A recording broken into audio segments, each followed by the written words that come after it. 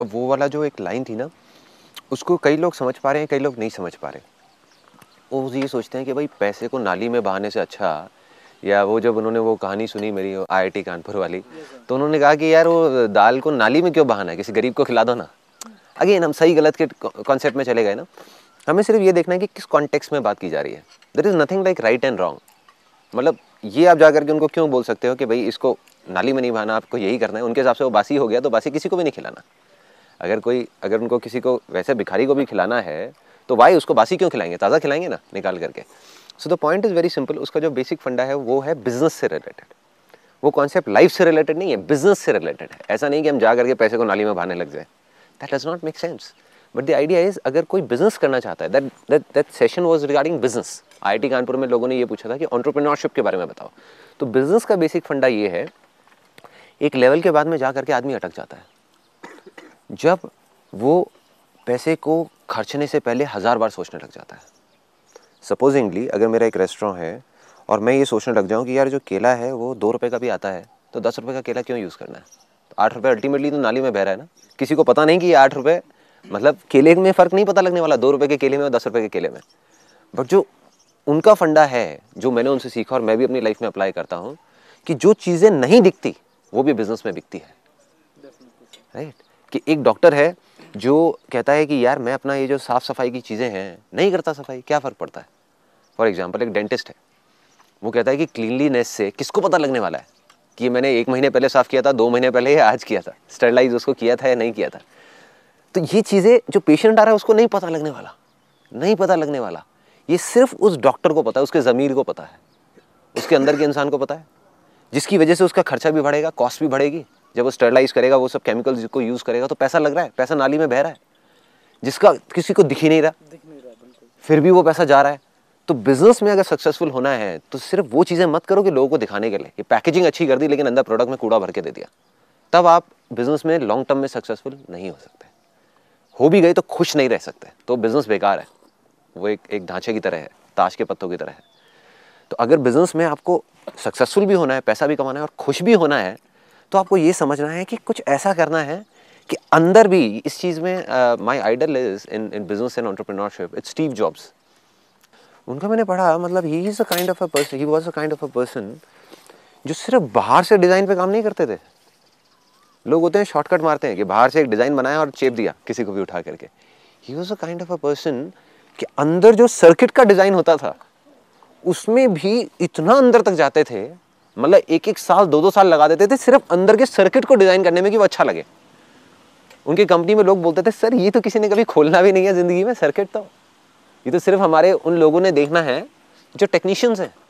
एक नॉर्मल आदमी जो मैक यूज़ कर रहा है, आईफोन यूज़ कर रहा है, उसको थोड़ी पता अंदर का सर्किट कितना सुंदर है।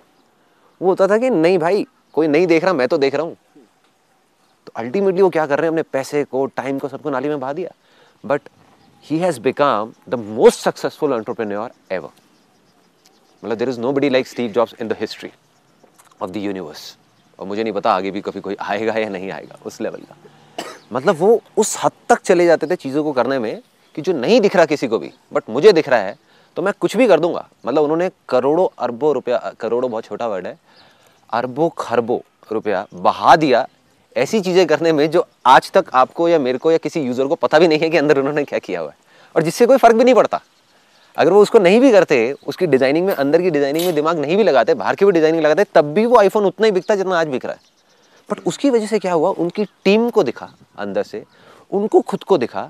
तो जिस फेथ की, जिस बिलीफ की मैंने बात करी है बार बार, वो इतना स्ट्रांग हुआ कि उनके चेहरे पे आया कि मैं अल्टीमेटली इस दुनिया का बेस्ट प्रोडक्ट दे रहा हूँ।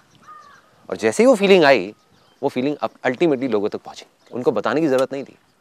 It's not important. ऐसी हमारी कंपनी में, मतलब अगर हम कुछ भी करते हैं तो वो फीलिंग का सारा खेल है। ऐसा नहीं है कि और लोग नहीं कर रहे स्टॉक फोटोग्राफी का और ये सारी चीज़ें, बट हमारी फीलिंग है जिस वजह से हम नंबर 1 पे हैं।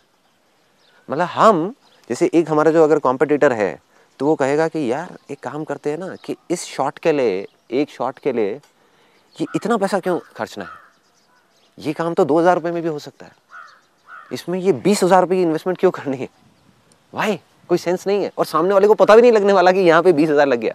तो मेरा सिंपल सा एक जवाब होता है, जैसे फॉर एग्जांपल अगर हमारे शूट होते हैं तो उसमें हम ब्रांडेड से ब्रांडेड कपड़े यूज़ करते हैं, जबकि हम ब्रांडेड यूज करने के बाद में लोगो हटा देते हैं, मतलब वो हम लीगली यूज नहीं कर सकते। तो एक टी शर्ट जो 50 रुपए की है उसकी बजाय हम 5000 रुपए की टी शर्ट यूज कर रहे हैं जिसके बारे में किसी को पता नहीं लगने वाला। लेकिन मेरा सिंपल सा एक जवाब होता है, हमें तो पता है ना, हमें तो पता है ना हम क्या कर रहे हैं। And that takes things on to a different level altogether. जब वो वाइब्स हमारे अंदर से निकलती है तो जो हमारे क्लाइंट्स होते हैं, जो वो लोग होते हैं, उनको नहीं पता होता ऐसा कुछ हो रहा है, but they feel so attached to the company, they feel like कि यार ये जो है ना, देन वो चिपक जाते हैं। तो जो हमारे क्लाइंट्स हैं उनके लिए इमेजेस बाजार is not just a vendor. अगर आप पढ़ेंगे जा करके हजारों मतलब टेस्टिमोनियल्स हैं हमारी साइट पे, यू विल फील दैट कि जो आपके इमोशंस है ना मेरे लिए एज अ पर्सन, वो उन लोगों के इमोशंस है फॉर इमेजेस बाजार।